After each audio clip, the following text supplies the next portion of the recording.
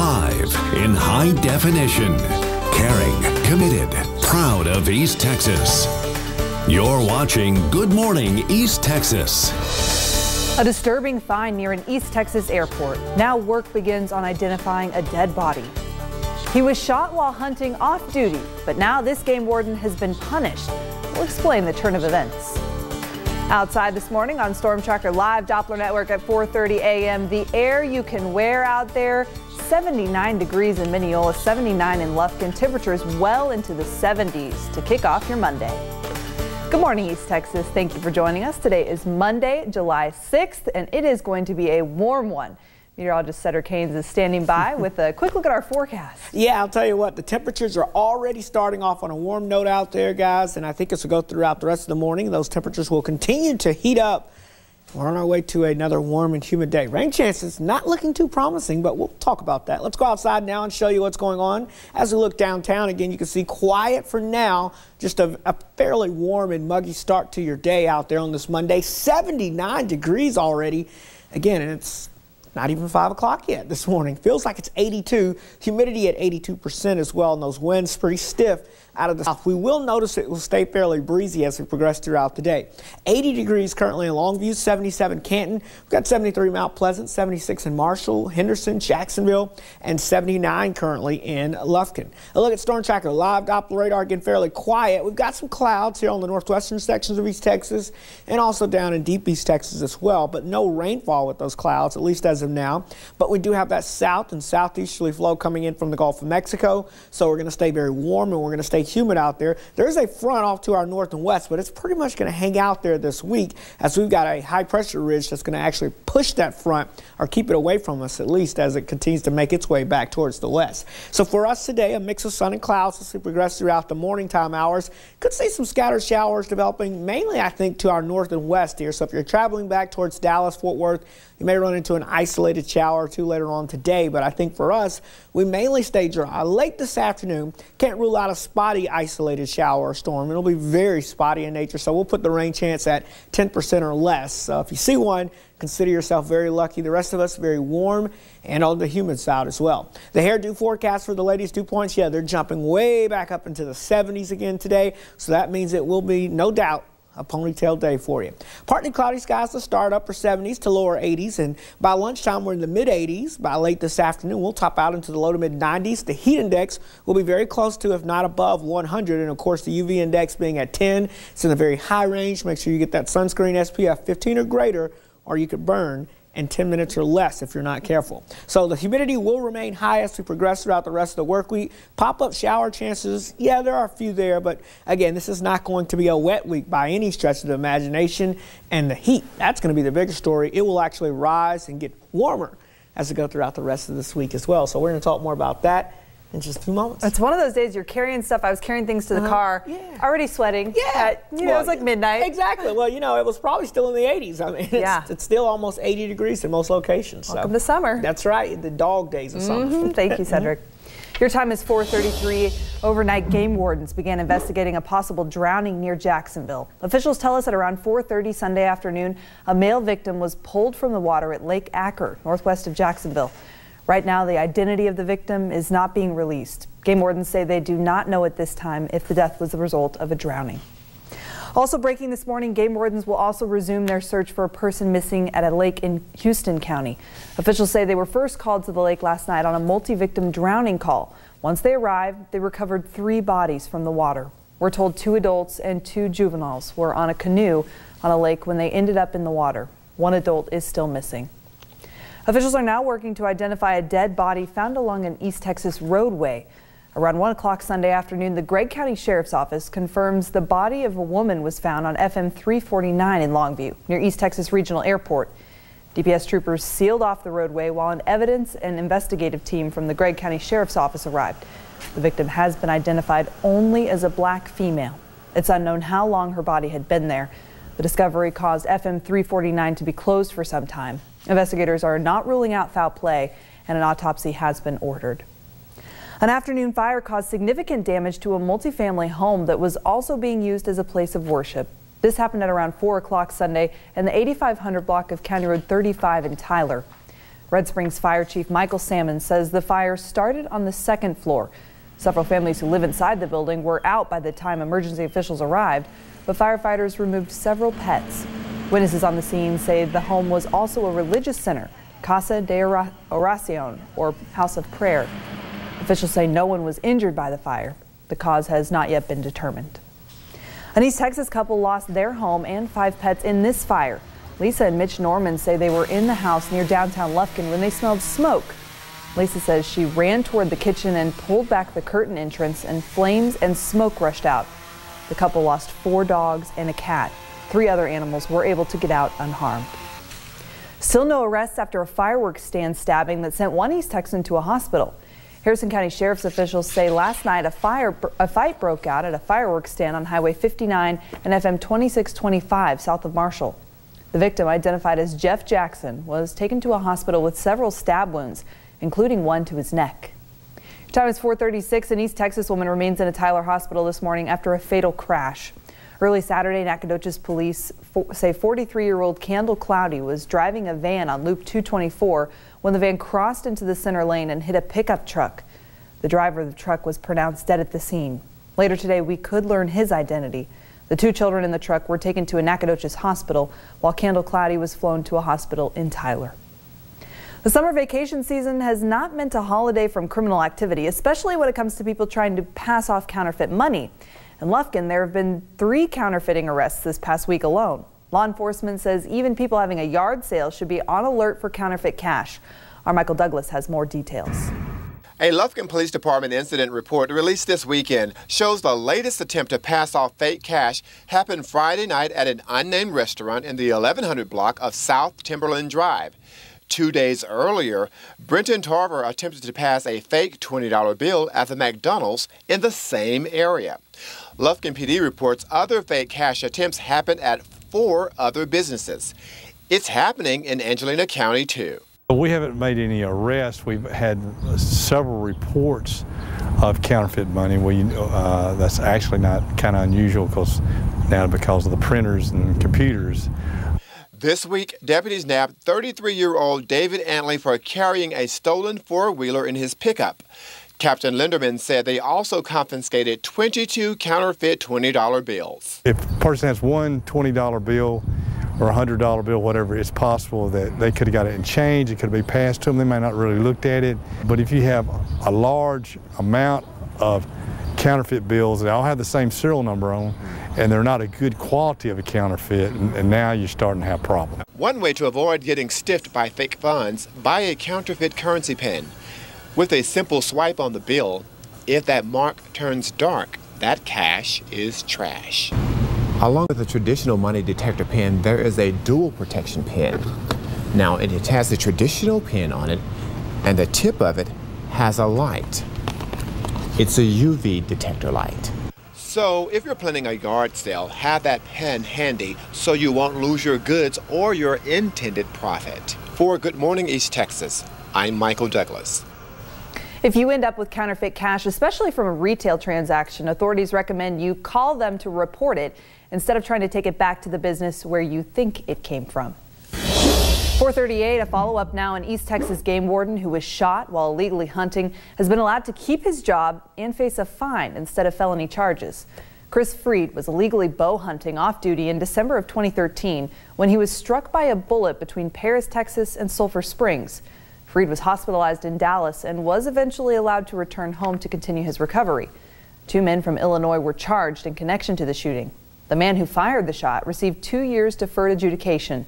Investigators say because Freed was hunting without a permit, he was charged with misdemeanor charges and fined $769.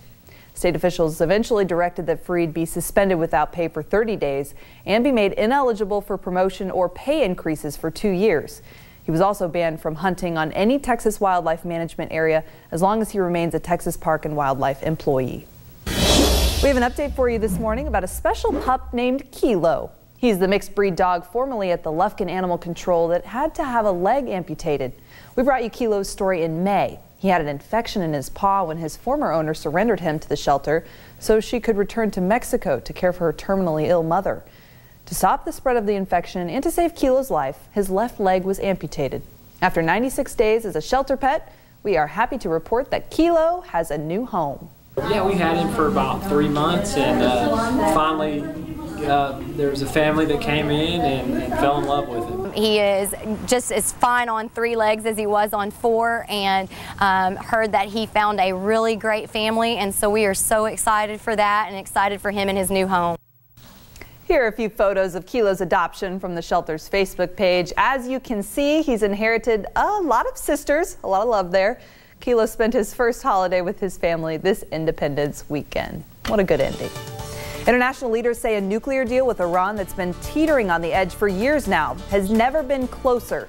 Still ahead, details on the agreement that could soon be signed and the issues that are stopping its progress. But first, G.W. Boyd helped win World War II in the Seabees in the South Pacific. I'm Joan Hallmark, and Freedom Fighters is coming up. Thank you, Joan. Taking our first look outside this morning at our Grant and Flannery Neighborhood WeatherNet site at the Texas Freshwater Fisheries Center in Athens, Texas. Check that out. Feels like 85 degrees. It is going to be warm out there, folks. Your time is 4:41. We'll be right back. Just like to thank Channel 7 News and Mark Skirdo. Now, I believe we've actually got another tornado warning that was just issued. So be prepared. If you live in this general area, just be in a small windowless interior room. Mark, my family and I would like to send you and the weather team our heartfelt thanks for keeping us updated during the storms last night. Thank you and your entire team for what you do keeping East Texas safe. I will always tune to Channel 7 for my weather information. Welcome back. Your time is 4:44. Too often we forget the many sacrifices our military men and women and their families make during wartime, whether in our war for independence or in the wars that followed. G.H. Boyd not only faced danger overseas in World War II, he didn't see his son Gary until the boy was 18 months old. Our Joan Hallmark brings us Boyd's story in this morning's Freedom Fighters. We were to the Navy and Marines, while the Army engineers were to the Army. G.W. Boyd became a Navy Seabee in May of 1942. At the time, the Seabees were a relatively new addition to the Navy, and since Boyd was a builder, it seemed a natural fit. What didn't seem natural was leaving his wife, who was expecting their first child when he was sent overseas. But it was wartime, and America was at risk. They were hauling them out, the big bombs, before we were prepared to take them. Boyd's first assignment was in New Caledonia, where his crew built 2 fighter strips and 2 hospitals. We built ammunition dumps, and they were hauling them out, the big bombs, before we were prepared to take them. Because they didn't have detonators, the 800 tons of bombs were rolled into a valley and piled on top of one another. A saboteur had put some detonators in some of those bombs, and they all went up at one time, one night about 8 o'clock, just about the time we'd gone to bed. The next morning, Boyd and his men were sent to the ammunition site to look for the 16 Marines who had been guarding the dump. There was little to find. We found 1 shoe with a foot in it, 1 helmet with part of a skull in it, and just little bits and pieces of their bodies. And that was my real first experience at the war. But there would be other war experiences as Boyd was sent to Guadalcanal, Udunga, Green Island, Okinawa, and New Georgia. They shelled us for 28 days straight, on the hour, every hour, day and night. Boyd bulldozed a 12 by 20 foot pit, covered it with 2 layers of coconut logs, and put tents on top. We just dive down under those coconut logs. Early in 1945, Boyd was given a short furlough to see his family before preparing for the invasion of Japan. When you came home, you saw your son for the first time. Yes, I did. Boyd's son Gary was 18 months old. Separation from loved ones is one of many sacrifices endured by G.W. Boyd and others who fight for our freedom. For Good Morning East Texas, I'm Joan Hallmark. If you or someone you know served our country in combat, we'd love to hear from you. Send your information to Freedom Fighters, 105 West Ferguson, Tyler, Texas, 75702. Still ahead, a Connecticut man's mistake turned into a miracle 5 years in the making. We'll show you the reunion between a man and his late wife in the form of a signed dollar bill. And Pope's pilgrimage. We'll tell you what's taking Pope Francis to several parts of South America, coming up in your Morning Minute. But first, another look outside this morning at our Grant and Flannery Neighborhood Weather Net site at White House Junior High School. 74 degrees on your Monday. Winds light out of the south-southwest. Your time is 4:47. Cedric's back with your forecast right after this. The Storm Tracker Live Doppler Network. The most accurate weather where you live. Well, good morning, East Texas. Outside, as you can see, a fairly quiet start to the morning, but we do have some very warm and muggy conditions showing up across the area. 79 degrees downtown. Dew points are in the low to mid 70s. 82% humidity. Winds are out of south around 10 to 15 miles per hour, sustained at this time, and it's making it feel like it's already into the lower 80s across the area. Temperatures area-wide also very warm. 77 in Athens, 77 Crockett, 76 in Henderson, and 75 degrees currently in Jefferson. A look at Storm Tracker Live Doppler radar. Quiet froze across most of East Texas. Some clouds here across the northwestern half of the area and also across the southeastern sections, but across the state, as you can see, just a mainly dry pattern. Southeasterly flow coming in from the Gulf of Mexico. That's pumping in plenty of humidity out there across the region, and it will make it very warm today. A front off to the north and west, but that's not going to slide in here this week, so we're going to stay fairly dry. There are a chance of a few pop-up showers, but not very high. As you can see, going through midday today, just a mix of sun and clouds across the region. We'll see a few more peaks of sunshine by late this afternoon as temperatures climb into the low to mid 90s. But notice the weather map stays fairly dry across the area. Maybe a 10% chance of a very spotty shower, especially in the northeastern sections of the region. Now, heading into your Tuesday, we'll see a few more clouds. There's a front that's going to get a little closer to us, but you can see it's still very far off to our north and west. But as it gets closer, it's going to turn that wind straight out of the south, and usually when that happens, we pull up some of those isolated showers from the Gulf of Mexico, and I think as we go throughout the afternoon on your Tuesday, we will see just that potential of a few spotty pop-up showers and storms developing as we see that southerly wind kicking in. So it feels like temperatures as we go into your Monday and into your Tuesday as well. We're going to be talking about temperatures feeling more like they are into the upper 90s to the triple digits or so across the area. So it is going to be very warm and very humid over the next few days. And Lexie, we're going to talk much more about this forecast, including even warmer weather headed our way. Details on that in just a moment. All right. Thank you, Cedric. Here's a handful of headlines to help you start off your work week. It's your Morning Minute. Secretary of State John Kerry says Iran might be closing in on a nuclear agreement. Talks are currently taking place in Vienna. This weekend, the French foreign minister joined the discussion in Austria. The deadline for a final agreement is tomorrow. And Pope Francis will fly to Ecuador today to visit the Shrine of the Divine Mercy. He plans to participate in a mass at the shrine that's expected to draw more than 1 million people. Francis flew into Ecuador's capital, Quito, on Sunday to start an 8-day tour of 3 South American countries. And supplies have finally made it to the International Space Station. This rocket that was launched from Kazakhstan on Friday docked with the space station Sunday. The capsule delivered 3 tons of food, water, fuel, and other supplies to the space station. Astronauts joked that the arrival of the supplies was like Christmas in July. Clever, those astronauts. That's a wrap of some big stories making headlines this Monday, all in a minute. We'll be right back. Welcome back. Your time is 4:55. Call it a miracle, but a Connecticut man says it was love that reunited him with a covenant made between he and his late wife. Peter Bolello and his late wife each signed a $1 bill pledging eternal love to each other. Peter put the dollar in his wallet, promising to never spend it. But 5 years ago, he accidentally did just that. Last week, Peter took his granddaughter out for lunch, and as you can guess, his amazement when he glanced down at a dollar bill with a familiar signature on it. When I see the first one was my wife's doll, I say, oh my God. Actually, looking on his dollar back again. 5 years later, first thing I said, Grace, she did this to make me happy, and her to be happy too. Man, that's a heart-wrencher. Peter now keeps the dollar bill on a table beside his late wife's picture.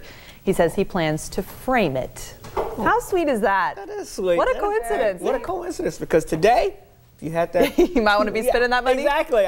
Hey, signature and all, we'll trace the signature. It'll be all right. Put it on some paper. Yeah, we're going to need to have some ices or something, a slushy, something out there today because it's going to be hot, it's going to be humid, and it only gets warmer this week. So we're going to talk more about the warming trend here in just a few moments. Figure out what your relief is. Yeah, exactly. Thank you, Cedric. Planning on hitting the beach this summer? A recent number of shark attacks this year has some people thinking twice, but it should not ruin your vacation plans. Still ahead in our next hour, we take a look at some ways to stay safe in the water. Plus, as the debate begins over the future of the Confederate flag in South Carolina, we'll show you who is waving the stars and bars proudly. Your time is 4:57. Good morning, East Texas. We're back right after this. Let the news follow you. From exclusive web content to text and email alerts, get your news wherever you are. You're watching KLTV 7, your East Texas news leader. ETR Air Conditioning and Heating. Mother Nature, bring it on. Live in high definition. Caring, committed, proud of East Texas. You're watching Good Morning East Texas. The discovery of a woman's body shut down this busy highway for hours. This morning, the answers East Texas investigators need to close this case. Fight over their flags. As the national debate grows, NASCAR has a proposal for racing fans who want to support their Southern heritage. Outside this morning on Storm Tracker Live Doppler radar at 5 a.m., temperatures are in the 70s, even 80 degrees in Longview right now. Shaping up to be another warm one. Big surprise there, I'm sure. We'll find out what else the week has in store for you straight ahead. Good morning, East Texas. Thanks so much for joining us. Today is Monday, July 6th, and it definitely feels like July. Yeah, hope you had here. A great weekend. Maybe out in the sun, enjoying it, but now we need a little break, Cedric. That air conditioner is going to be cranked up all day. It will be cranked up all day and really all week, as we are going to be talking about the heat that is going to kind of expand across the area as the heat ridge kind of centers itself right over the state of Texas. So yeah, get ready for some warmer weather on the way. Let's go outside this morning. It's already toasty out there as you start off the day. Temperatures downtown sitting at 78 degrees. Feels like it's 81 already thanks to that south wind around 8 to 10 miles per hour. That's pumping in that moisture, humidity at 84% at this time. 76 degrees at Henderson, 77. Good morning to you in Canton. Good morning in Crockett. You're at 77 degrees and 79 currently in Lufkin. A look at Storm Tracker. Live Doppler radar showing us fairly quiet. Mainly clear skies across the central sections. A few clouds here in the northwestern corner of East Texas and also the far southern counties there. But overall, no rain-making clouds. We've got the southeasterly flow coming in from the Gulf of Mexico. That's pumping in the warmth and the humidity out there. A front to our north and west will stay there for the most part here in the coming days. So look here at your future radar showing us a mix of sun and clouds. I think we could see some pop-up showers and thunder showers, mainly just to our north and west, but we'll watch that. It's going to be a close call there for the northwestern sections of East Texas. Other than that, mainly dry. We do have a 10% chance of an isolated spotty shower developing, mainly across northeastern sections of East Texas here, so head into the late afternoon hours. But again, it's going to be very few and far between. Don't go outside waiting for the rain. That's by any means. So your hairdo forecast for the ladies, it's going to be up into the 70s today. So make sure that you remember that it will be indeed a ponytail day for all those ladies out there. And of course, here's your hour-by-hour breakdown showing us plenty of a mix of sun and clouds. We'll make our way in the mid-80s by lunchtime. Low to mid-90s this afternoon with the UV index very high. Don't forget that sunscreen, SPF 15 or greater, you could burn in 10 minutes or less. Of course, we'll talk more about the humidity on the high side and also the chance of some pop-up showers here in just a moment. Heat rises this week. That was that little last part we didn't talk about. Yeah, I tried to skip over that part there. You know, it's warmer. Yeah, the sizzle, it will be sizzling. When you walk outside, don't step on the pavement. It's gonna be hot. Wear your flip-flops. That's right, for sure. All right, thank you, Cedric. Now to an update on breaking news we've been following overnight. Game wardens have recovered the bodies of 3 drowning victims in a Houston County lake and will resume their search for a 4th victim later this morning. Now, first responders tell us a family rented a canoe Sunday afternoon near Grapeland but never returned. The bodies of an unidentified man, woman, and a young child were pulled from the lake overnight. Crews are still searching for the body of a man in his late 50s. Game wardens tell us it's unclear what caused the canoe to overturn. Now, we'll have a crew in Houston County today breaking any updates on air and on KTRE.com and KLTV.com. Also right now, game wardens are investigating a possible drowning near Jacksonville. Officials tell us around 4:30 Sunday afternoon, a male victim was pulled from the water at Lake Acker, northwest of Jacksonville. Right now, the identity of the victim is not being released. Game wardens say they do not know at this time if the death was a drowning. Officials are now working to identify a dead body found alongside an East Texas roadway. Around 1 o'clock Sunday afternoon, the Gregg County Sheriff's Office confirms a woman's body was found on FM 349 in Longview, near East Texas Regional Airport. DPS troopers closed the road while an evidence and investigative team from the Gregg County Sheriff's Office arrived, but it's since reopened. The victim has been identified only as a black female. It's unknown how long her body had been there. Investigators are not ruling out foul play, and an autopsy has been ordered. Still no arrests after a fireworks stand stabbing that sent one East Texan to a hospital. Harrison County Sheriff's officials say last night a fight broke out at a fireworks stand on Highway 59 and FM 2625 south of Marshall.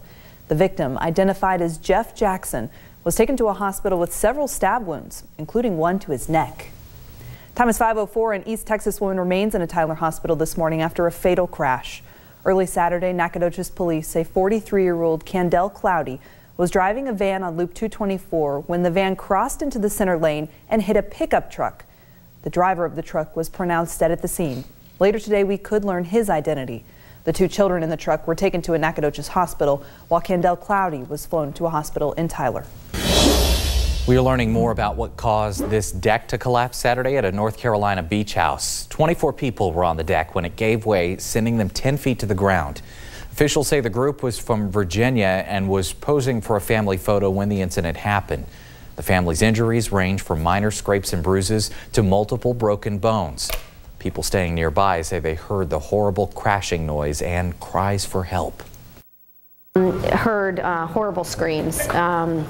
Not so much as the wood going down or the house, the deck going down, but more of the screams. And my husband just came running in, called 911. Preliminary reports show the beach house did meet construction code. Officials believe the fasteners that held the deck floor together were deteriorated.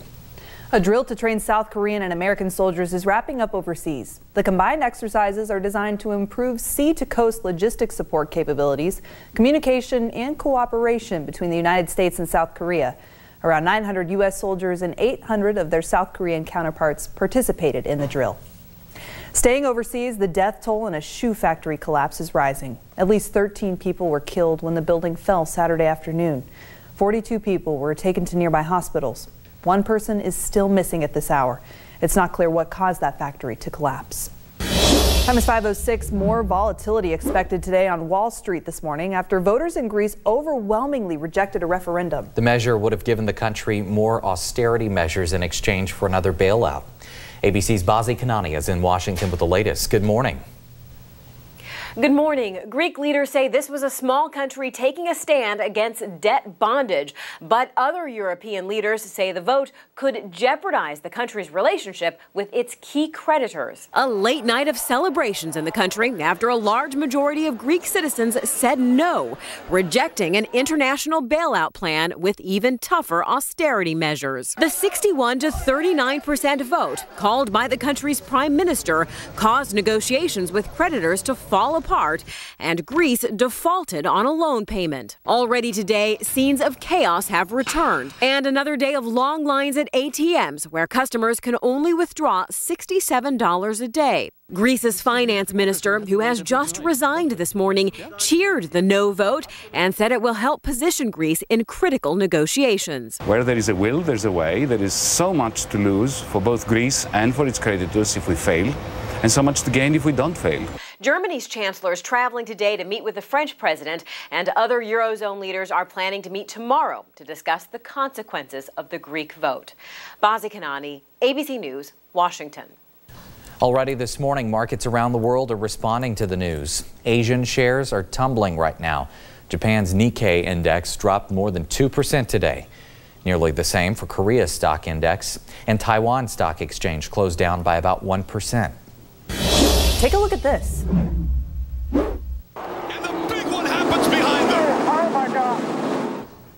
While you were sleeping, a horrific last lap accident at the Sprint Cup Series race at Daytona International Speedway. Just as Dale Earnhardt Jr. was speeding across the finish line, a pack of cars collided, sending Austin Dillon's car flying upside down into the fence. His mangled car landed on its roof, and crew members raced to Dillon to pull him from that wreckage. He eventually climbed out of the car and was okay. Incredible. Giving thumbs up. Yeah. Those crashes. Well, it may have been Independence Day weekend, but a lot of NASCAR fans are proudly flying Confederate flags, too. And as reporter Bailey Myers reports, they say the flag is about heritage, not hate. They're getting rid of a little bit of history, and quite frankly, it's 4th of July, so if we're going to fly any flags, maybe just the American flag. The Stars and Stripes are in the majority, but still, hundreds of Confederate flags are flying this weekend in Daytona, despite NASCAR's efforts to encourage people to exchange them for American flags. We have the Stars and Bars, but the highest flag out there is the Stars and Stripes, the way it ought to be. Jim Higginbotham told us he's proud to be an American, but he's also proud to be a Southerner. I see that flag, I don't think racism at all. I think Southern pride. Pride in the fact that NASCAR started in the South, when rumor has it a bunch of Southern bootleggers thought it would be fun to race each other. The first NASCAR sanctioned race was actually held in Daytona Beach. That Southern start to NASCAR is why Higginbotham says the organization should support Southern pride and the Confederate flag. Racers. And racers first. We don't want to be involved in politics. Although the Speedway did offer to swap the flags, the Speedway didn't collect any Confederate flags on Friday and couldn't tell us if they collected any on the 4th. And while both flags were flying high this 4th of July, Higginbotham told us he won't support the Speedway if they continue to discourage the use of the Confederate flag. And it's hurt them because a lot of people have not come out here that says they will not bow to NASCAR for what they've done. They've shot themselves in the foot is what they've done. Meanwhile, the South Carolina State Legislature is meeting today to discuss removing the Confederate flag from the grounds of the state capitol. Mississippi's state flag has also been a source of discussion over the past few weeks due to the Confederate battle emblem in the design. And this morning, people are weighing in on one artist's designs of a new state flag. Rocky Vaughn has posted several of his flag designs to Twitter. People there seem to like the proposed patriotic colors, but it's the Confederate battle symbol in the corner that brings out a real difference of opinions. I feel like the red, white, and blue flag is inclusive for everybody in the United States, you know, but I think that creating a new emblem, I think would be great. I think some people blow it out of proportion sometimes, but you know, it's just what people believe, you know what I mean? And like I said, I think it should stay the same because it's been like that forever. Mississippi Governor Phil Bryant has already said he will not call lawmakers in for a special session to discuss the flag. Well, your key to getting a good night's sleep may not be in the bedroom, but on your phone. Still ahead this morning, the smart solutions for better sleep that could be just a click away. How apps can change the way you fight insomnia. Living with multiple sclerosis doesn't always have to mean you stop working. Details coming up in our Med Team report. Taking another look outside this morning at our Grant and Flannery Neighborhood Weather Net site in Yantis, Texas. 76 degrees, feels like 81 though. Winds gusting up to 18 miles per hour since midnight. Your time is 5:12. Cedric's back after this. Your Clearview high-definition picture of Good Morning East Texas is sponsored by GMET Express in Tyler across from Broadway Square Mall, Longview on 281 in McCann, and now open in Lufkin on South Medford Drive between Lowe's and Olive Garden. Storm Tracker Weather is sponsored by McDonald's. I'm loving it. Hey, good morning, East Texas. Outside now, very warm and muggy across the region here, so get ready to stay hydrated as we progress throughout the day. 78 degrees downtown, dew points in the low to mid 70s, so already that tropical feel to the air. And so as you probably noticed, when you step out the door, you can definitely feel it is summertime in East Texas. 79 degrees in Mineola, 77 in Athens, 76 Marshall, 80 degrees still at Longview. And again, it's only 5 a.m., so the numbers can only go up from there. Pretty much mostly clear skies across most of East Texas, but a few clouds trying to stream in from the north, also a few clouds over the south, but these are not rain-making clouds, so we'll stay fairly dry. Southeasterly flow coming in, that's going to continue to pump in the humidity across the area. There is a front that's still situated off to our north and west. But again, not much developing with that. So Precision Cast showing us a mix of sun and clouds throughout the day. We're going to be in the upper 80s, mid to upper 80s by lunchtime. And by late this afternoon, I think we top out into the low to mid 90s with a mix of sun and clouds. Again, very hard pressed, maybe a 10% chance of a spotty shower, mainly northeastern sections for us this afternoon, but it's not going to be much. And then a mix of sun and clouds going into your Tuesday, a little better chance of a few pop-up isolated showers streaming in from the south. Again, I think this is overdone a little bit. I'm not expecting a ton of rainfall, but again, the chances will be there for a little cooling relief in a few isolated locations. The bigger story, the heat and the humidity combining to make it feel like it's near the triple-digit mark here across the area, not only for this afternoon, but the same as we head into your Tuesday afternoon as well. When you see the pinks and the purples showing up on the map, you know that stands for warm weather. And you know the heat is going to return because there's a heat ridge that's going to build in from the east and expand over the state of Texas. So as it does so, those temperatures are going to continue to warm in the coming days. So here's your 7-day forecast. We're talking about very spotty, isolated rain chances the next few days. We're talking 10 to 20% at best across the area. And then after that, that heat ridge builds in, so we dry things out and begin to heat things up mid, even a few upper 90s possible across the area there. So one or two places may actually flirt with that triple-digit mark as the actual temperature, not the heat index. So as it gets hotter, does that mean our humidity will go down a little bit? The rain chances go down? Actually, it does. It does mean that. Look at you. Don't worry, guys. Hey, 2 + 2 = 4. Look at you putting it together. Pay attention this morning. It will go down, but as we dry out, we're going to heat up. So it's going to kind of offset. All right. So it's not going to feel as nice as it would as, say, if it was in the 80s. Can't win them all. Yeah, exactly. Thank you, Cedric. Your time is 5:16. This year marks the 25th anniversary of the Americans with Disabilities Act. The law ensures people with disabilities cannot lose their jobs simply because of the disability. Reporter Adam McCoy introduces us to one such person who continues to work despite a challenging medical condition. It's this morning's Med Team Report.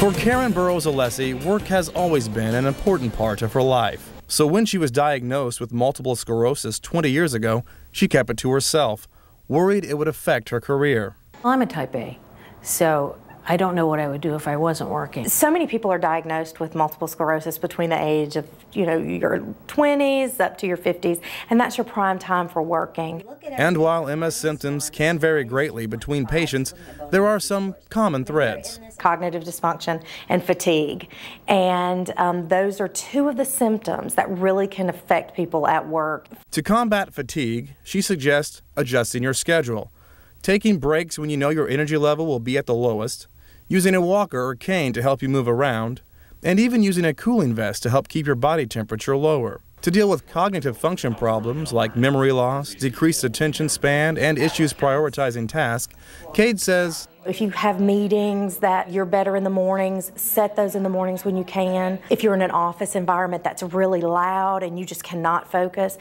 kind of feel it out. See if there's an office you noticed out in, in a quieter area, and then, determine if that's something that you could speak to your supervisor about. Adam McCoy, CNN. Time is 5:18 this morning. The U.S. Food and Drug Administration is investigating the potential risk of codeine in children's medicines. Codeine is a type of narcotic that's used to treat pains and reduce coughing. Side effects in children sometimes include difficulty breathing, confusion, or unusual sleepiness. Healthcare professionals say parents should continue to follow the instructions on drug labels and use caution giving medicines to their children. Earlier this year, the European Medicines Agency announced that children under 12 years old should not take medicine with codeine.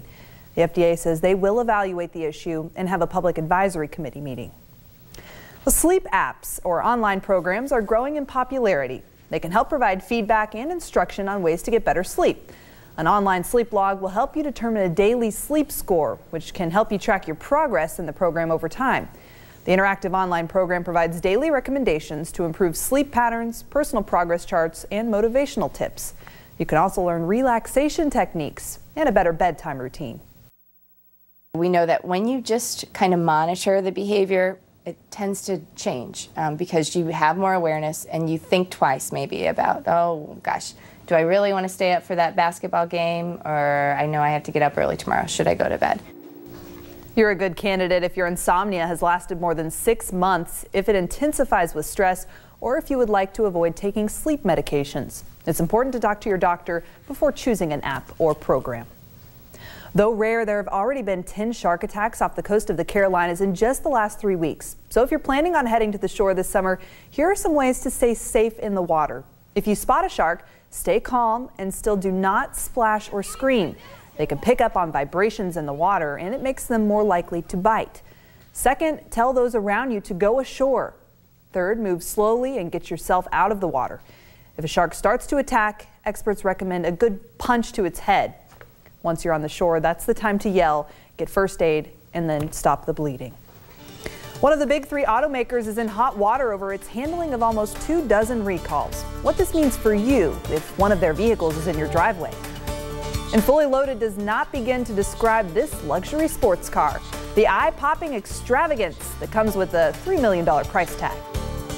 Taking another look outside this morning at our Grant and Flannery Neighborhood WeatherNet site in Lufkin. Feels like 82 degrees, humidity at 99%. Your time is 5:20. Cedric's back after this. Storm Tracker Weather is sponsored by McDonald's. I'm loving it.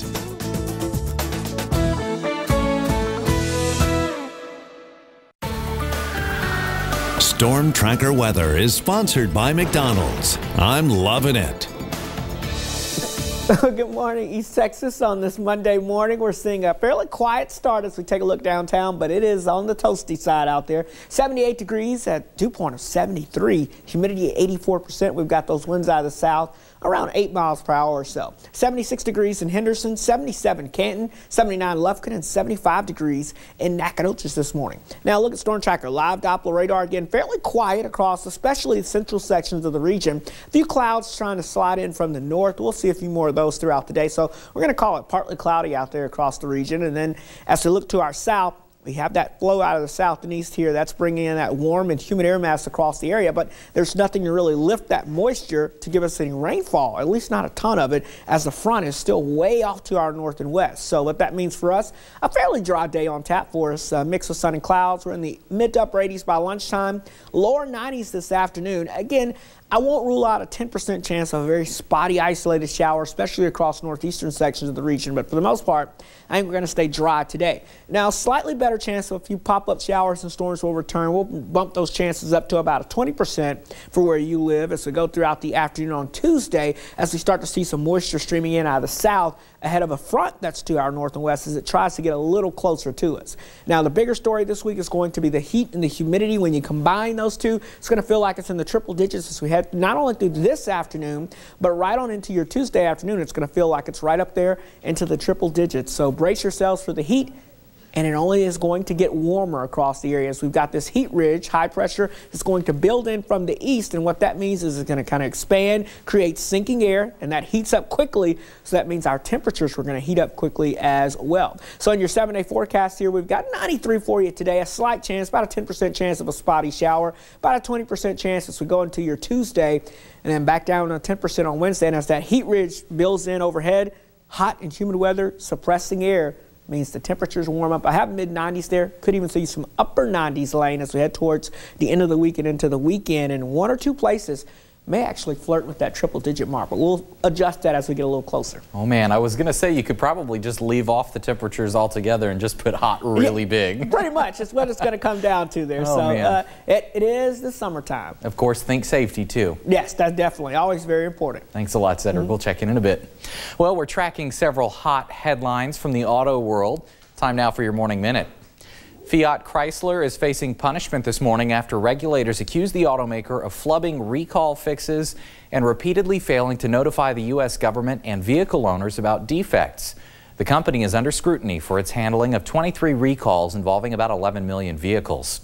Fiat Chrysler could face fines or a requirement that it buy back vehicles so that a child can sit there facing the back of the car. Other features include a drawer under the seat to hold toys and supplies, and a heated cup holder to warm a bottle. Well, check this out. It's the Lykan Hypersport made by W Motors. Wow. It costs nearly $3.5 million, should we forget to mention that. The car's seats are stitched with threads of gold, and the headlights are trimmed with diamonds. It also comes with engineers who will fly wherever you are in the world to fix your car's issues. Now, only 7 of these cars will be made. Wow. That's a pretty penny, to say the least. Those are some of the stories that are getting mileage this morning, all in a minute. Well, they weren't planning to charge extra for this pizza topping. Why you won't be able to sink your teeth into this creepy, crawly crust anytime soon. But first, the South Carolina State Legislature begins debate today on whether to remove the Confederate flag. We'll get an update on the political pulse after weeks of rallies for both sides of the issue. Let's get a look outside at our Grant and Flannery neighborhood WeatherNet site in Lufkin. 76 degrees at Slack Elementary. It already feels like 82. Your time is 5:28. Here on a Monday, we're back with much more on GMET right after this. It's 5:30 and let's get an update on breaking news we've been tracking overnight. We've just learned none of the 4 people believed to have drowned in Houston County Lake were wearing life jackets. Today, game wardens will resume their search for a 4th victim later this morning. First responders tell us a family rented a canoe Sunday afternoon near Grapeland and never returned. The bodies of a man, woman, and a young child were pulled from the lake overnight. Crews are still searching for the body of a man in his late 50s. Game wardens tell us it's unclear what caused the canoe to overturn. Later today, we could learn the names of those victims. We'll have a crew in Houston County today breaking any updates on air and on KTRE.com and KLTV.com. Right now, game wardens are also investigating a possible drowning near Jacksonville. Officials tell us around 4:30 Sunday afternoon, a male victim was pulled from the water at Lake Acker, northwest of Jacksonville. Right now, the identity of the victim is not being released. Game wardens say they do not know at this time if the death was a drowning. Officials are now working to identify a dead body found along a East Texas roadway. Around 1 o'clock Sunday afternoon, the Gregg County Sheriff's Office confirms a woman's body was found on FM 349 in Longview near East Texas Regional Airport. DPS troopers closed the road while an evidence and investigative team from the Gregg County Sheriff's Office arrived, but it's since reopened.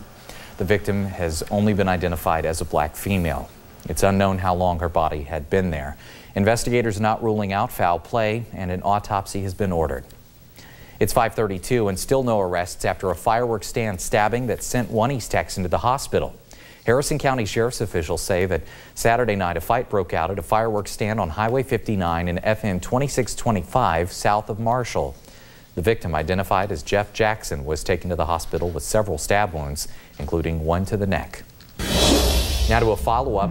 An East Texas game warden who was shot while illegally hunting has been allowed to keep his job and face a fine instead of felony charges. Chris Freed was illegally bow hunting off-duty in December of 2013 when he was struck by a bullet between Paris, Texas and Sulphur Springs.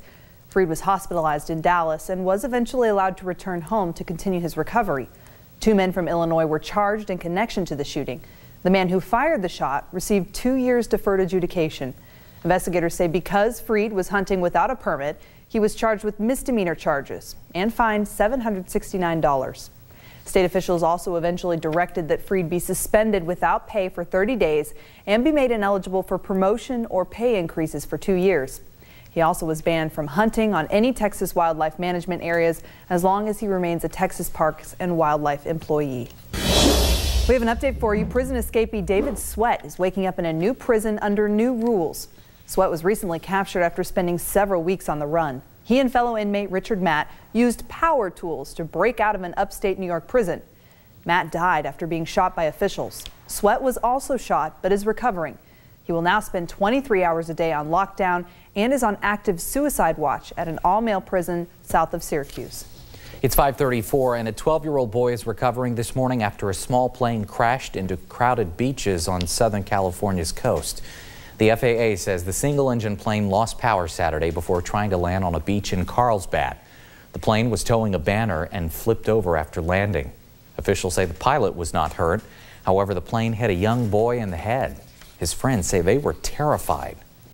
But at the last second he saw it and he almost fell back trying to get out of the way. And I guess it hit his face, something hit his face, and Titus and I were so scared. Now Carson Scott is friends with Nicholas, the boy who was hurt. He says Nicholas used his bodyboard as a shield. Doctors had to shave his head for surgery, so his friends did the same as a sign of support. Nicholas is expected to recover. Well, it's time for our Good Morning East Texas Birthday Club and celebrity birthdays. The Dalai Lama is turning 80. Former First Lady Nancy Reagan is 94. And turning 69 is President George W. Bush. Quite a group today. If you want to sign up for our birthday club, head over to KLTV.com or KTRE.com, then click on that big red box. Happy birthday to all of you.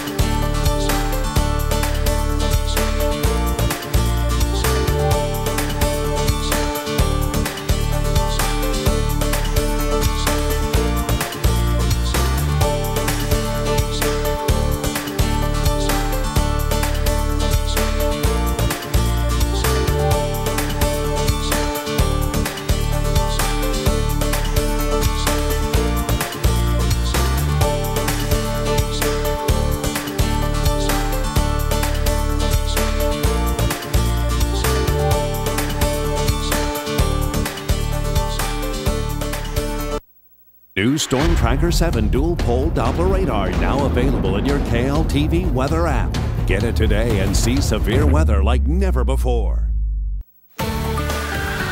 Storm Tracker 7 Weather is sponsored by ABC Auto Parts and people you can trust. Good morning, East Texas. Outside, it's fairly quiet, warm and muggy across the area, but overall not horrible start to the day. 77 degrees, dew point low to mid 70s, a wind out of the south around 10 miles per hour. We've got 76 degrees in Jefferson, 80 degrees in Longview, 77 Tyler, and 75 currently in Nacogdoches. And look at Storm Tracker Live Doppler Radar, fairly quiet out there, but we do have some clouds streaking in from the north, so it won't be a completely sunny day, but it's not going to be a completely cloudy day as well. We've got a southeasterly flow coming in out of the Gulf of Mexico, pumping in the warmth and the humidity across the area, but overall looking fairly dry. So we're going to be seeing a mix of sun and clouds for us as we go throughout the day. Late today, we could see 1 or 2 spotty showers. It's not much showing up on precision cast, but I think maybe a 10% chance, mainly in the northeastern sections of the region as we go throughout this afternoon. Now, heading into your Tuesday, mix of sun and clouds continues to progress across the area, but a little better chance, I think, of some moisture streams in ahead of a front that will stay mainly to our north and west. That could give us, again, a few pop-up showers and storms. So we'll put the rain chance at about 20%. But again, not talking washouts in any cases across the area. How about the feels like temperature forecast? That will be the bigger story. The humidity factoring in with the heat temperatures out there. We'll be seeing the triple digits is what it's going to feel like as we go throughout not only this afternoon, but right on into our Tuesday afternoon as well. Look for those feels like temperatures to approach or exceed that triple digit mark once again. So the bigger story, the heat. The summer heat continues to build in, and it will do so even more as we go in throughout the rest of the week. In fact, you can see that heat ridge to our east will actually retrograde or build back to the west, and that's going to allow the heat to expand and rise up. So air conditioners will be a must, a necessity as we go throughout the middle and latter half of the upcoming work week here as we see the summer temperatures kind of make their way on into the area. So here's a look at that 7-day forecast. Again, a slight rain chances here the next few days, but we're not talking about any washouts by any means. And then as we head towards the latter half of the week into the weekend, we'll see high pressure build in. We'll dry things out. We'll see things heating up across the area with highs into the mid, even a few upper 90s developing across the area. Guys? Thank you, Cedric. Your time is 5:41. Later today, the South Carolina State Legislature begins debate on whether the flag outside the Capitol should be removed. The state's governor and both of its U.S. senators have said it should be taken down. Good morning, East Texas's Andrew Spencer reports. Others still disagree. The Confederate battle flag flies over a Civil War memorial outside the South Carolina State House. Some believe the location of that flag outside the legislature is no accident. That symbol excludes some of us from feeling, that we're included and, that we're a part of what's going on. But supporters of the flag aren't giving up without a fight. This is our heritage. This is who we are. This is who we are proud to be. I mean, and in the South, you stand with us or you stand against us. Across the South, the calls for change are being met by resistance. A large crowd of people gathered to fly their flags outside the Alabama Capitol building, making their stance very clear. Another group protested this weekend outside a Walmart in Virginia after the company's decision to stop selling products bearing the Confederate flag. It is our heritage, has always been about heritage, and it will never be about race. My reaction is this is disgusting. 21st century, and they're still flying the flag of hate change heritage. In the aftermath of the race-motivated shootings that left 9 people dead in South Carolina, many people feel it's time to bring this debate to an end once and for all. For Good Morning East Texas, I'm Andrew Spencer. Mississippi's governor has said he will not call a special session of the legislature to discuss his state's flag, which also includes a Confederate battle design. In North Carolina, a 93-year-old woman finally has her library card, more than 70 years after she was denied one. Pearl Thompson was a college student in 1942 when she went to a Raleigh library to check out a book for a report. But she was turned down because she was African American. Thompson had to read the book in the library's basement and return it. When local librarians heard Thompson's story, they wanted to right a wrong. Thompson finally got her library card at a ceremony late last week. Look at that smile. Great for her. Hope she gets a lot of use out of it. Yeah. Well, an Indiana man is on a cross-country trip he hopes will take him through 48 states in just 30 days. Well, coming up next, we'll explain why he hopes this adventure ends with an emotional first alongside his sightseeing goals. Outside right now at our Grant and Flannery Neighborhood Weather Net site in Lufkin, feels like 82 degrees, no wind to cool you off out there at 5:44. We'll be back with a Monday edition of GMET coming up. Good morning, Lufkin. Right now it's 79 degrees at 5:47. An Indiana man is on a cross-country trip. Nick Barbneck hopes to visit all of the 48 lower states in just 30 days. But he's not just on a sightseeing venture. As Jim Scheller reports, the 24-year-old is hoping to find a link to his past. I am in Kalispell, Montana, just south of Glacier National Park. I talked to Nick Barbneck via Skype from his car. Hey, Garrett. For the first time today, he has a travel companion, and he hopes to finish the day in Oregon. He's driving cross-country following a route developed by a Michigan State researcher, the most efficient way to visit 48 states. The fort I went to in North Dakota, I will never go back to, but I'm positive I will go back to Glacier National Park. He is seeing the sights with stops so far in Des Moines and Minneapolis. He really enjoyed the Badlands of South Dakota. But what he really hopes is to find his birth father. I've got a bunch of details about him. I know who he is. Born in Southern California, so I'm going to see if I can find him there from a couple of addresses a private investigator put together for me. In the process, the one-time foster child hopes to raise money for an orphanage in Zimbabwe. He has a GoFundMe page where he's requesting donations to help pay for the trip. Leftovers go to the orphanage. He doesn't know what the odds of success are in fundraising or finding his father. I'm not certain I'll find him. I'm not certain the addresses are current enough. If I don't, this will be the best trip I've ever had. If I do, it'll be an even better trip. In the meantime, he's sharing his experience on social media when he can find Wi-Fi. I've gotten the bulk of the bad driving behind me already, and then the eastern states will be shorter bursts. But 8 hours a day on average isn't that bad. And there will be no driving on the day set aside to find out where he came from.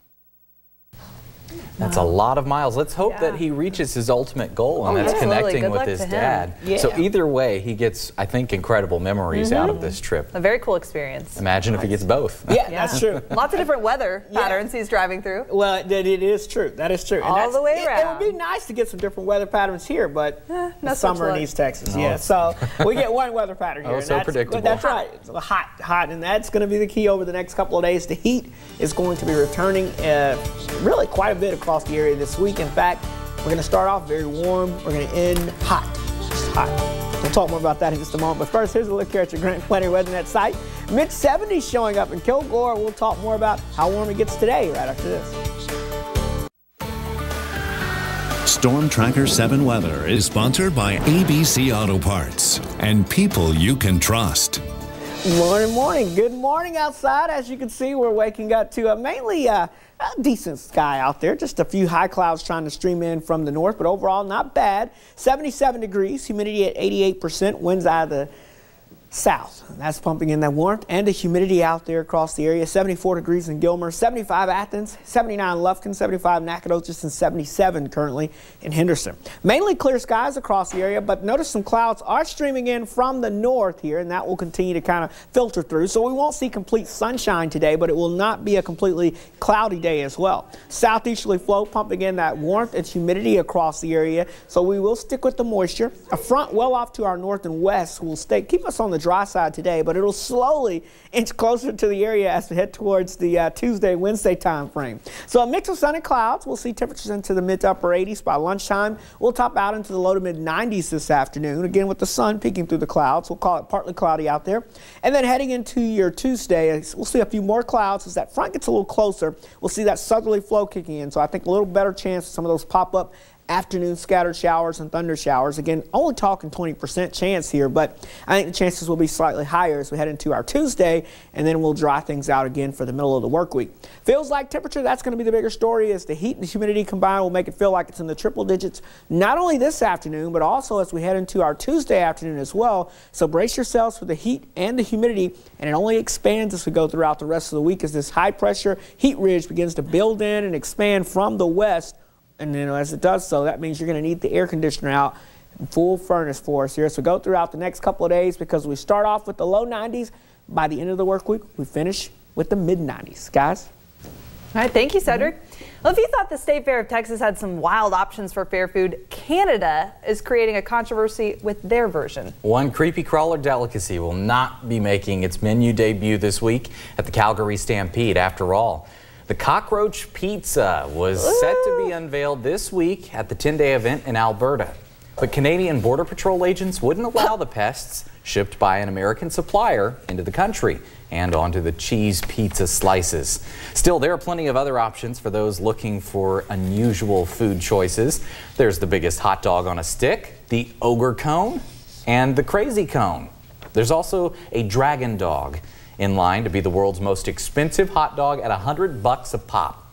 It features a foot-long bratwurst sausage infused with $3,000 cognac and smothered in Kobe beef topped with lobster tail, you know, a man truffles, came up with this. And ricotta cheese. That's a man thing. My goodness. And then you're going to die after you eat it.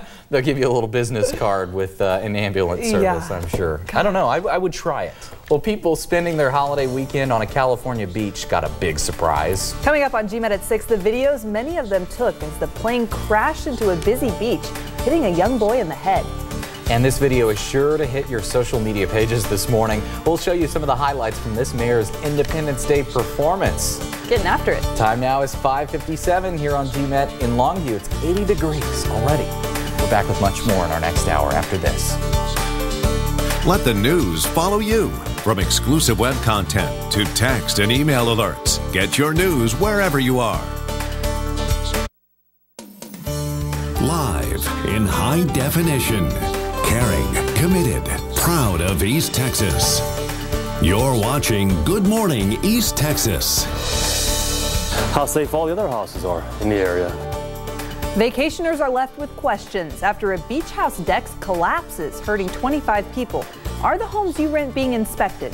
And what officials say caused the collapse? Plus, right here, does the tire hit him? These young boys watched as their friend was hit by a plane. What passengers saw, what witnesses rather saw, and captured on their phones as the plane went crashing into a California beach.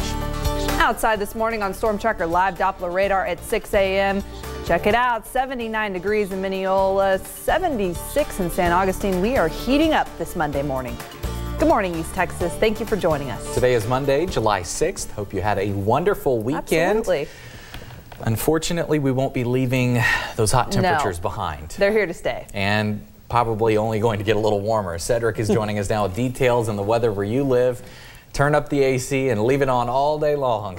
That's right. Hey, I'll tell you, I put it about 65 or so and just leave it set there. Burr. I know, right? So I don't know if you'll be saying burr when you come in from outside out there. You just leave it on all the way through September, mid-September or so, and you should be okay out there. And then you can start to let it go up a little bit, maybe to 70 by late September. Hey, outside now, you can see it's fairly quiet out there. Just a few clouds streaking in from the north, but you can see it's fairly dry. No major weather problems showing up as we take a look off towards the south and east there. 78 degrees downtown, humidity making it feel like it's 81 degrees, humidity at 84%. So we've got a stiff south wind, and I think that'll stick around with us today. So it will be fairly breezy as we progress throughout the afternoon hours, and so you'll notice the wind's kind of steady, but that will help to at least make it feel tolerable as you step outside, huh? All right, 75 degrees at Gilmer, 76 in Canton, 75 Nacogdoches, good morning, and Lufkin, you're at 78 degrees as well. Here's some of those clouds, again, as we've been talking about, streaking in from the north. These are not going to completely mask out the sunshine today, and it's also not going to make it a completely sunny day. So we'll call it partly cloudy as we progress throughout our Monday. All towards the south and east here, you can see we've got a southerly flow kicking in. That's bringing in the warmth and the humidity, but we don't have anything to squeeze that moisture out in the form of rainfall because the nearest trigger, that front, is well off to our north and west, and for the most part, it's going to stay there this week. So as we go throughout the day, your hour-by-hour forecast showing us we could see some spotty showers and thunder showers. It's been persistent on showing this developing just to our west and northwest as we head towards the midday hours. So we'll watch that for our northwestern counties. Could get scraped by some of this activity. And then as we head into the late afternoon hours, we'll give it about a 10% chance of a few of these pop-up spotty showers and thunder showers. I think this is overdoing it. I think one or two of these may pop up in the northeastern sections, but really not expecting a ton of rainfall for us today. For the latest, the hairdo forecast, dew points are well into the 70s and will stay there this week, so expect another ponytail week, really for the rest of the month probably, across the area. Partly cloudy, upper 70s this morning. We'll be in the mid-80s by lunchtime. Low to mid-90s this afternoon as we begin to warm things up quite a bit. Your UV index will be high at 10, means you could burn in 10 minutes or less. So make sure you have that sunscreen, SPF 15 or greater. So the humidity will remain high. Pop-up shower chances will exist, but will not be very widespread. But the heat, yeah, those numbers will be rising as we go throughout the rest of the week and right into the upcoming weekend. We'll talk more about that and what that means for temperatures here in just a few moments. Are allergies bad? Lane's eyes watering. I tell you what, trying to use some paper to. I think he's just so happy to see you back that he's just been watering all morning. He's just crying. I really am. You have no idea. It's so great to be back with the three of us. Yeah, so he blames it on the allergies. We just got to wait for Carrie and Alex to both get back. Yeah. That's true. Must be nice, huh? It's that summertime. Hey, I'll just hold down the fort. Don't worry about it. Okay. Dependable said. Okay, 6:04 right now. We do have some breaking news this morning. Officials in Nigeria say at least 44 people are dead after 2 bombs went off in a crowded Nigerian mosque. Witnesses say one blast came as a leading cleric who preaches peaceful coexistence was addressing a crowd. The city has been targeted in the past by Islamic terror group Boko Haram. This attack comes during the holy month of Ramadan. More volatility is expected on Wall Street this morning after voters in Greece overwhelmingly rejected a referendum. The measure would have given the country more austerity measures in exchange for another bailout. ABC's Bazi Kanani explains what's happening in Greece. The headlines in Greece newspapers this morning announced the stunning vote. A late night of celebrations in the country after a large majority of Greek citizens said no, rejecting an international bailout plan with even tougher austerity measures. I have a dream for all these people. We say no because we have dignity. Millions turned out for the historic referendum Sunday. The 61 to 39% vote, called by the country's prime minister, caused negotiations with creditors to fall apart, and Greece defaulted on a loan payment. Already today, scenes of chaos have returned. More rioting with police in Athens, and another day of long lines at ATMs where customers can only withdraw $67 a day. Greece's finance minister, who has just resigned this morning, cheered the no vote and said it will help position Greece in critical negotiations. Where there is a will, there's a way. There is so much to lose for both Greece and for its creditors if we fail, and so much to gain if we don't fail. But this morning, it's not clear when or if those talks will resume, leaving the future of the cash-strapped country and its Eurozone currency in question. Greece desperately needs an emergency injection of cash from Europe. Germany's chancellor is traveling today to meet with the French president, and other Eurozone leaders are planning to meet tomorrow to discuss the consequences of the Greek vote. Bazi Kanani, ABC News, Washington. Time is 6:06 right now in Austria. 6 world powers are racing to reach an agreement to curb Iran's nuclear program. Tomorrow is the deadline to come up with a deal. Secretary of State John Kerry says negotiators are not where they need to be on several critical issues, and the diplomatic efforts could go either way. 2 Republican presidential candidates are fighting for evangelical votes. Texas Senator Ted Cruz and former Arkansas Governor Mike Huckabee shared a stage Sunday at a Georgia megachurch. They told the crowd the United States is favored by God and that the nation is on a perilous spiritual path. Both candidates cited the Supreme Court decision legalizing same-sex marriage as proof. Hillary Clinton is also making headlines this morning. She announced on Facebook that she believes the future for gay youth is going to be amazing and they will, quote, surprise themselves with the incredible things they will do. Her post was in response to a picture of a boy in tears with the caption saying he is a homosexual and afraid for the future. Clinton's comment has more than 70,000 likes. We have an update for you. Prison escapee David Sweat is waking up in a new prison under new rules. Sweat was recently captured after spending several weeks on the run. He and fellow inmate Richard Matt used power tools to break out of an upstate New York prison. Matt died after being shot by officials. Sweat was also shot but is recovering. He will now spend 23 hours a day on lockdown and is on active suicide watch at an all-male prison south of Syracuse. We're learning more about what caused a North Carolina deck to collapse over the weekend, hurting 24 people. Officials say nails holding the floor gave way Saturday, causing the group to fall 10 feet to the ground. 5 people are still in a hospital this morning. Their ages range from 5 to 94. Emerald Isle officials say the 911 calls from that night will be released this week. One woman describes what she saw before she and her husband called for help. Heard horrible screams. Not so much as the wood going down or the house, the deck going down, but more of the screams. And my husband just came running in, called 911. Officials say the rental company that owns the house is cooperating in the investigation. Overnight, game wardens began investigating a possible drowning near Jacksonville.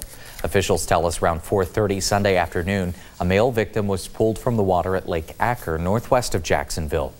Right now, the identity of the victim is not being released. Game wardens say they don't know at this time if the death was a drowning. Also breaking this morning, game wardens will also resume their search for a person missing at a lake in Houston County. Officials say they were first called to the lake late last night on a multi-victim drowning call. Once they arrived, they recovered 3 bodies from the water.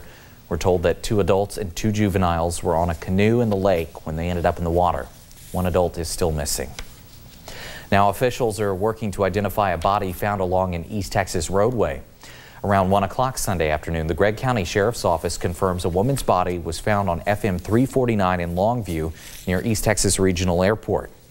TPS troopers closed the road while an evidence and investigative team from the Gregg County Sheriff's Office arrived, but it's since reopened. The victim has only been identified as a black female. It's unknown how long her body had been there. Investigators are not ruling out foul play, and an autopsy has been ordered. 6:10, still no arrests after a fireworks stand stabbing that sent one East Texan to a hospital. Harrison County Sheriff's officials say Saturday night a fight broke out at a fireworks stand on Highway 59 and FM 2625 south of Marshall.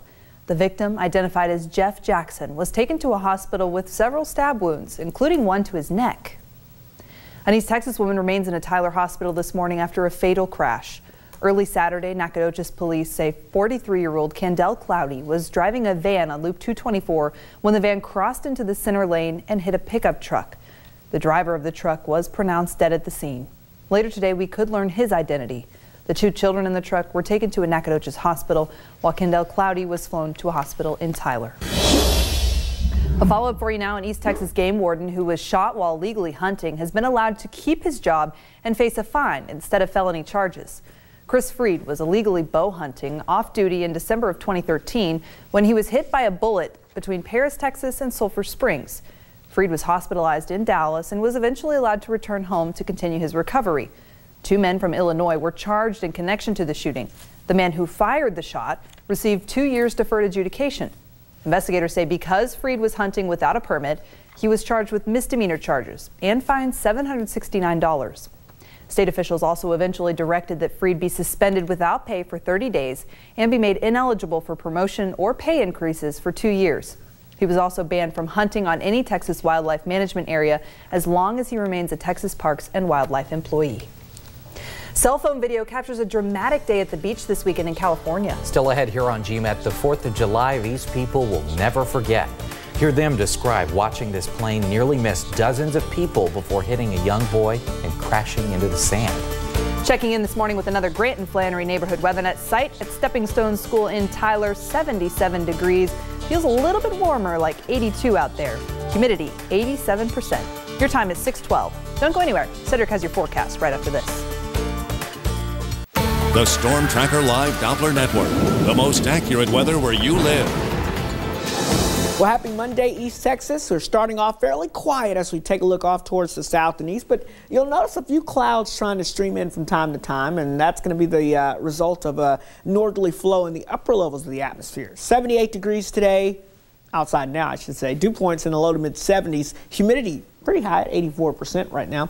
We're at 80 degrees. Yes, 80 already in Longview, and it's only 6 a.m. 77 degrees in Henderson, 77 in Canton, 78 Tyler, and 78 degrees currently in Lufkin. A look at Storm Tracker live Doppler radar showing us some of those clouds streaking in from the north. Again, not going to completely ruin any chance of sunshine today, but we'll see a mix of sun and clouds throughout the day.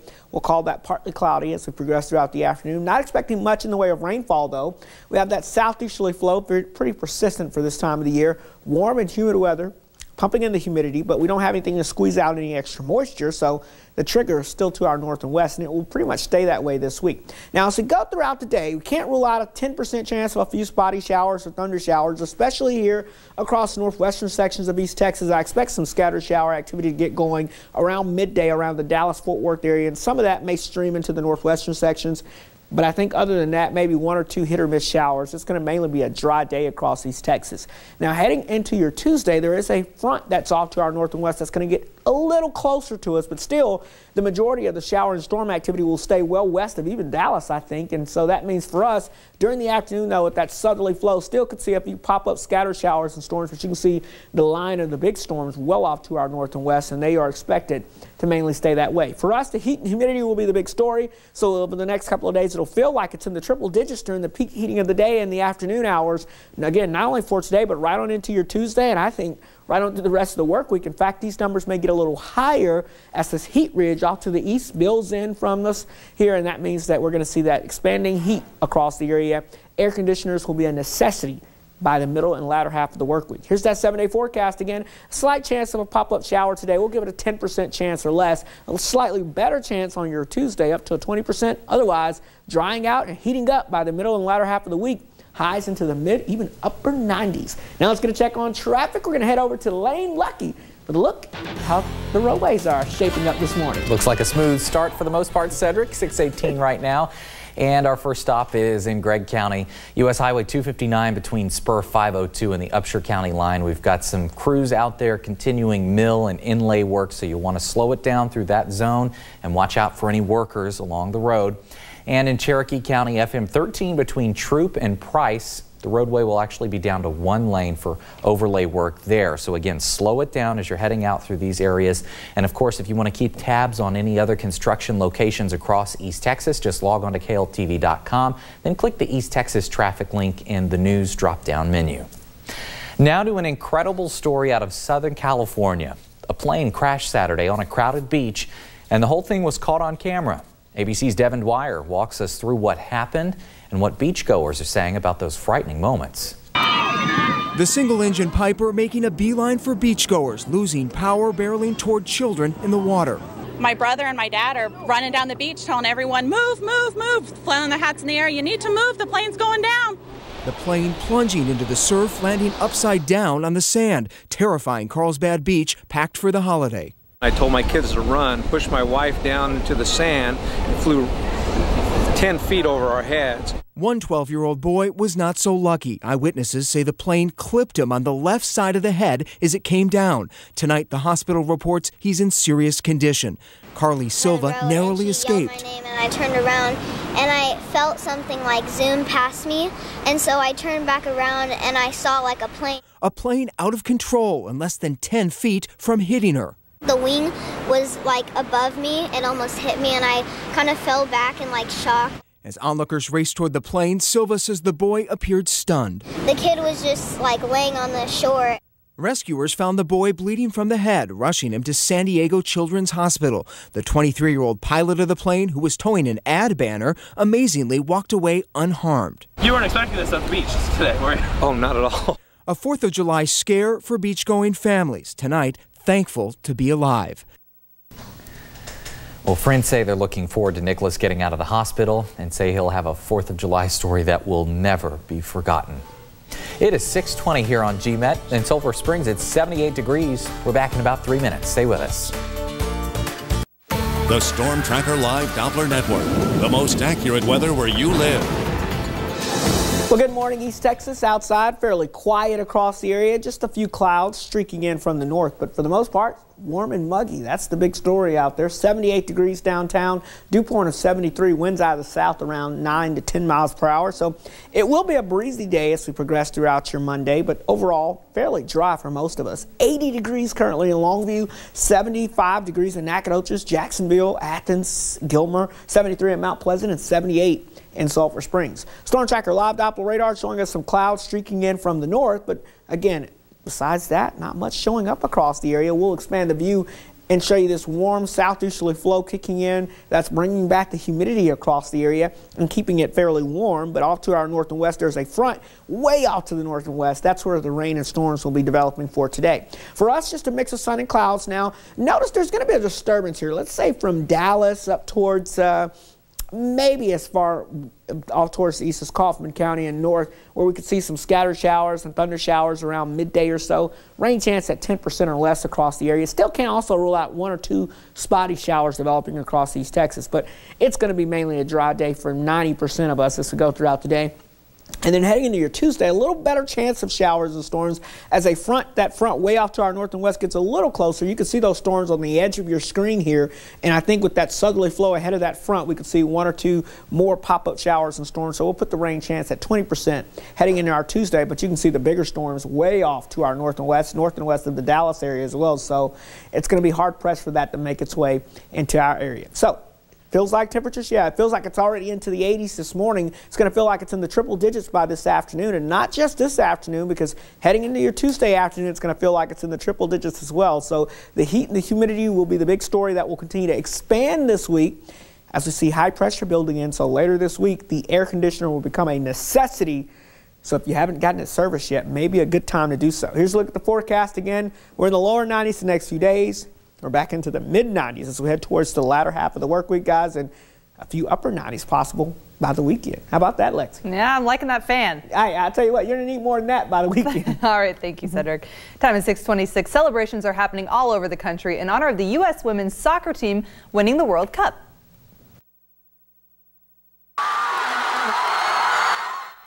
This was just one reaction at a party as the team won their first World Cup in 16 years. In case you didn't stay up to watch, the U.S. beat Japan 5-2 Sunday. This victory avenges the Americans' penalty kick shootout defeat. You're watching the annual Pueblo, West Colorado water fight. More than 20,000 people got soaked during the city's 4th of July celebrations south of Colorado Springs. The Pueblo West Fire Department says they think their event is the biggest water fight west of the Mississippi. And in case you missed it, this next story is burning up the internet this morning. The mayor of Philadelphia put on a 4th of July performance you have got to see. Take a look at this.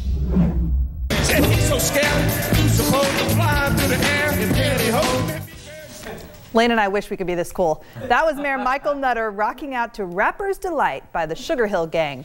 You can see he had that crowd on their feet jumping around alongside the Roots. Nutter is known for his rapping skills.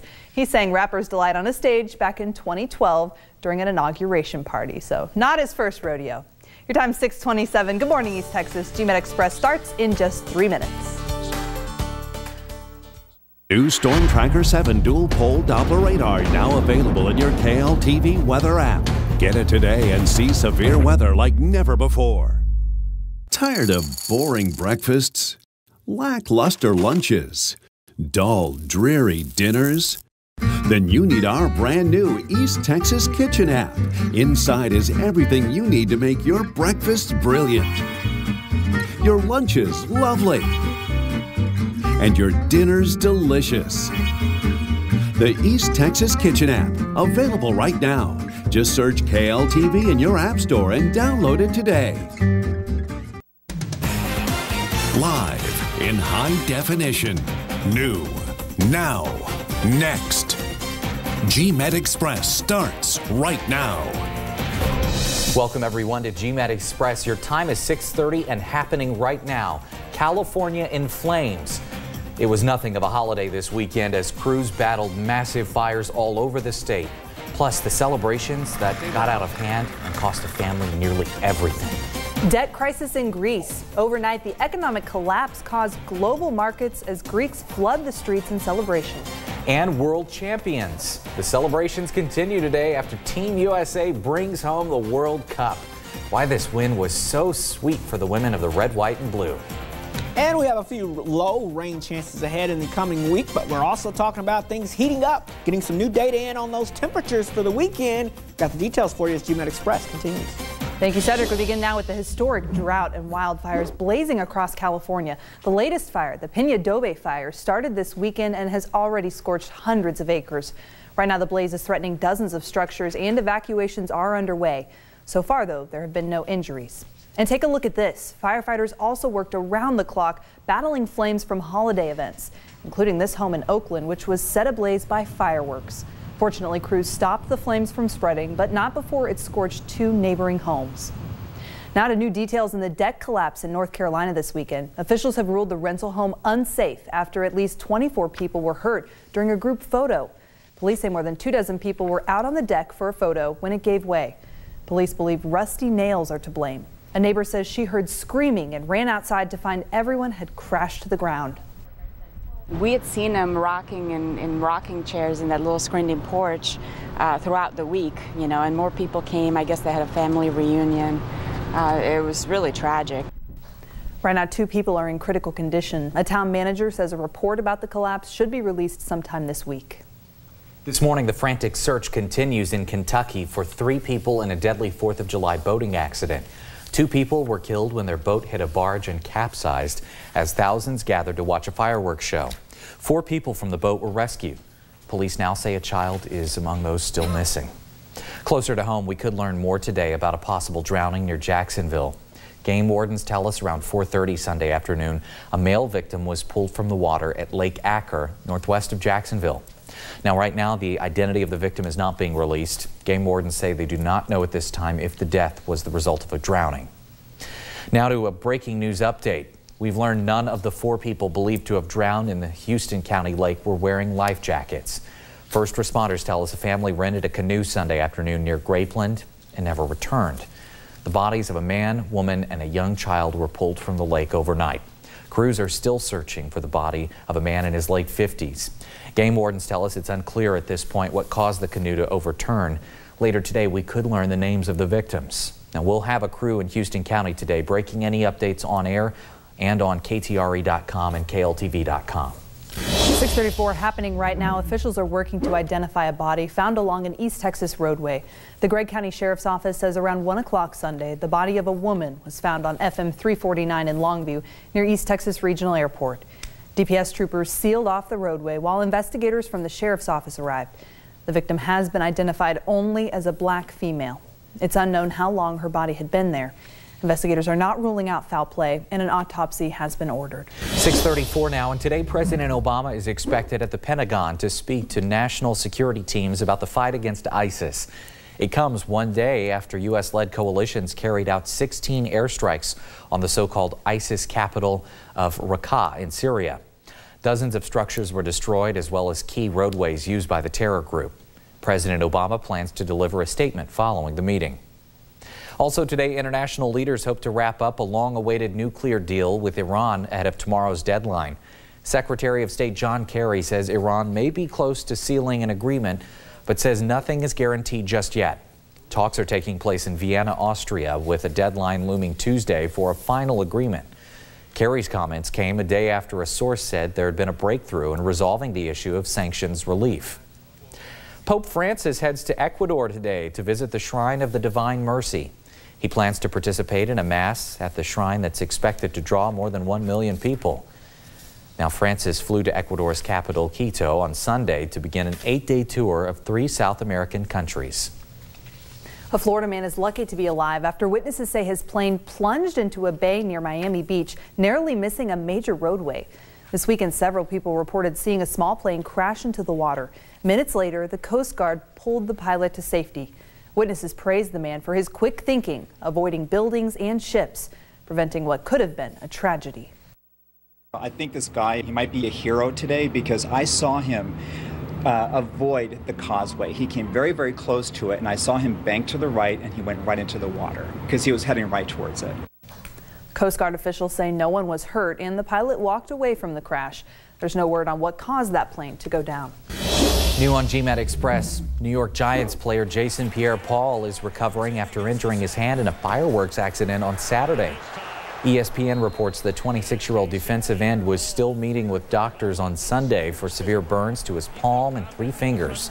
Sources do say, though, the injuries are not bad enough to threaten his career. Today's soccer fans across the country will keep the celebration alive after the U.S. women's national team defeated Japan in the World Cup final.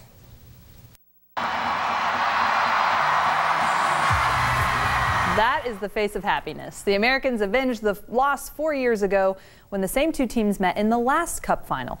That meeting did not end so well for the U.S., losing in penalties after extra time, making Sunday's victory that much sweeter. Oh, man, and was it ever? I mean, Facebook, Twitter were just on fire yesterday with excitement. Our producer said he didn't get any sleep because he just had to stay up and see that action. And cheer them on to victory. Well, Cedric, I wish we could cheer about the weather today. It's just going to be brutally hot for East Texas. Well, you know, it's going to be a warm one, but I think we got to put it in perspective because it's going to get hot by the end of the weekend into this weekend. So we'll just call it very warm out there, but hey, just like the ladies soccer team there, I believe that we can win. We can win with this heat as well, okay? Oh, see, I watch a little soccer every now and then. Exactly. Hey, I tell you what, I don't know if I can shoot 3 goals in the first 16 minutes, but I can do all right out there on my own, running back and forth for at least 2 minutes. Hey, let's take a look out at your forecast headlines again this morning. That's right, we got temperatures in the upper 70s, lower 80s this morning, mainly dry, just a few clouds. Now, as we head towards the midday hour, we'll watch for a few showers on the far northwestern sections of the area. Otherwise, it's just going to be a hot and humid day with highs into the low to mid 90s. We're going to talk much more about even warmer weather on the way right after this. The Storm Tracker Live Doppler Network, the most accurate weather where you live. Well, good morning, East Texas. On this Monday, you can see we've got some stratocumulus clouds that are trying to just kind of scatter through the sky here for us, but beneath these, or behind them, I guess we could say, there is some sunshine. So I do expect the sun to win out as we go throughout the morning, but you may notice some of those clouds sticking around through the early part of the day. 78 degrees, dew points are in the low to mid 70s, humidity at 84%. 77 degrees for our friends in Marshall this morning, 78 Sulphur Springs, 75 Nacogdoches, and 77 degrees in Crockett this morning. Now, Storm Tracker Live Doppler radar, no rainfall out there, but as you can see, here's that batch of cloud cover that you see on our tower cam there from Longview to Tyler here. This is moving towards Jacksonville and down towards Nacogdoches and Lufkin as well. So you'll see some clouds kind of cover the sky here for us. But eventually, I think these will break apart and we'll begin to see some sunshine making its way through. So we'll call it partly cloudy today, a mix of sun and clouds. Southeasterly flow, that's pumping in the warmth and also the humidity. We just don't have anything to squeeze that moisture out in the form of rainfall. The closest trigger, this front, is well off to our north and west in New Mexico and up towards Kansas there. But as we go throughout the next 24 to 36 hours, this will get a little closer. We're talking the Texas Panhandle, but that may be just enough to tap in with this southerly flow to squeeze out a few pop-up showers, but that's really the best chance of rain on the way for the next few days. So our high-resolution precision cast showing us a few isolated spotty showers possible by midday, I think mainly north and west of the area, but again, it could clip some of our areas, so we'll put it in a 10% chance today. Otherwise, heading into the forecast this afternoon, mainly dry, and then your Tuesday, that southerly flow and that front gets a little closer into the Texas Panhandle, so that may allow just enough to squeeze out a few pop-up showers and thunder showers, but that's really going to be the only game in town as far as rainfall chances go. The bigger story, the triple digits. That's what it's going to feel like not only for this afternoon, but right on into your Tuesday afternoon as well, as we see that heat ridge that's off to our east begin to expand, retrograde back to the west. That means we're going to heat those temperatures up and dry things out as well. So get ready for some big-time warming weather. We'll go from the low 90s, look at this, Lexie, into the mid-90s lane Lane and Lexie. They both like to talk about this. Both of us are shaking our heads here at the heat. Exactly. I see that. I think Lexie ran off because she saw the temperatures going up. She's hiding in the shade. Oh, yep, see, there you go. She's worried about that fan, though. She's a little close, though. Yeah, you don't want to get the hair tangled. That's right.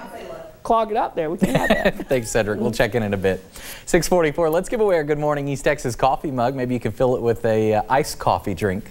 Our winner today is Ruth Lewis of Troop. Congratulations, Ruth. Welcome to the club. To enter the drawing for your very own GMET coffee mug, just log on to KLTV.com or KTRE.com.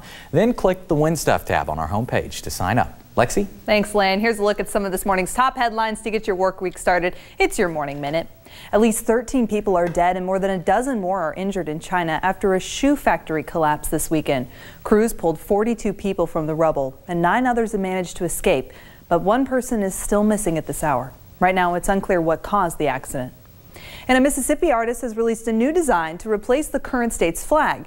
The intended change comes after the Confederate symbol on the current flag became a controversial topic across the South. Residents can weigh in on whether the current flag should be changed and what they believe should stay or go. Plus, an Arizona man was rescued after getting stuck in his chimney. The 23-year-old got locked out of his house and decided to crawl through, but he was clearly unsuccessful. Firefighters were forced to use jackhammers to break through the side to get him out. The man was able to walk, but was taken to a hospital for evaluations. More expensive than a locksmith. That's a wrap of some of the top newsmakers this Monday, all in a minute. Stay with us. We'll be right back. The Storm Tracker Live Doppler Network, the most accurate weather where you live.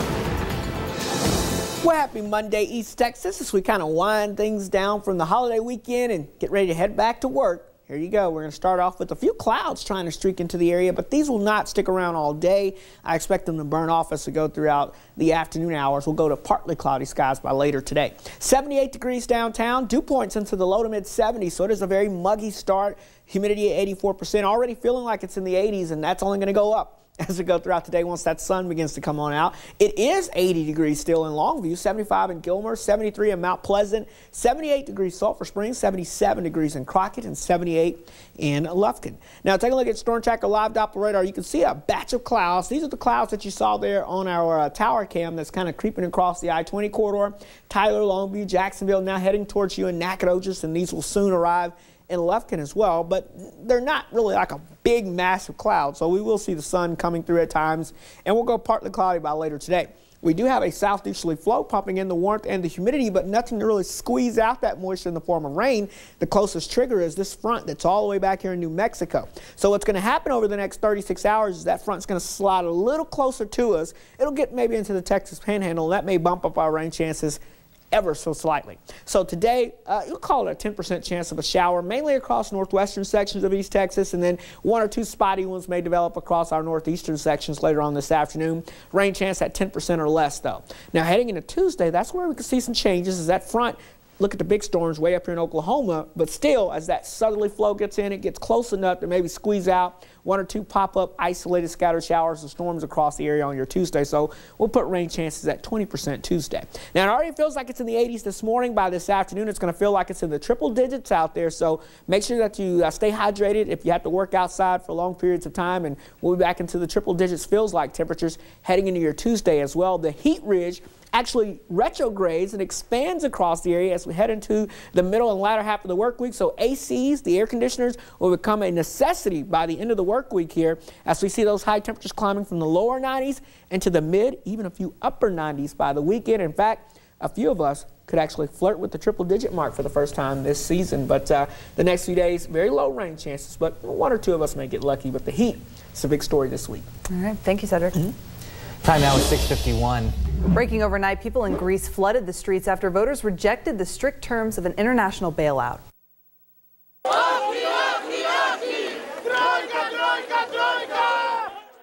Riots broke out on the streets after the 69 to 31% vote.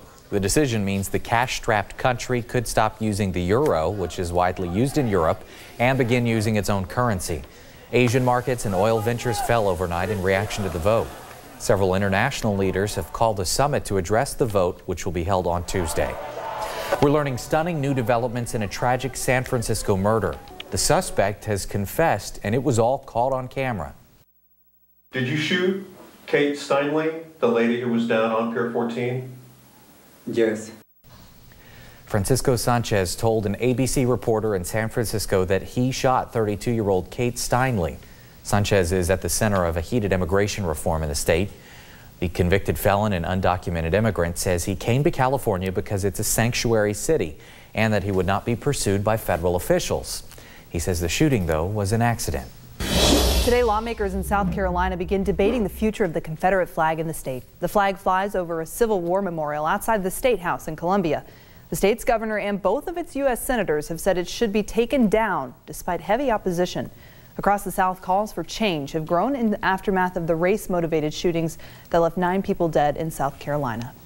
Still no arrests after a fireworks stand stabbing that sent one East Texan to the hospital.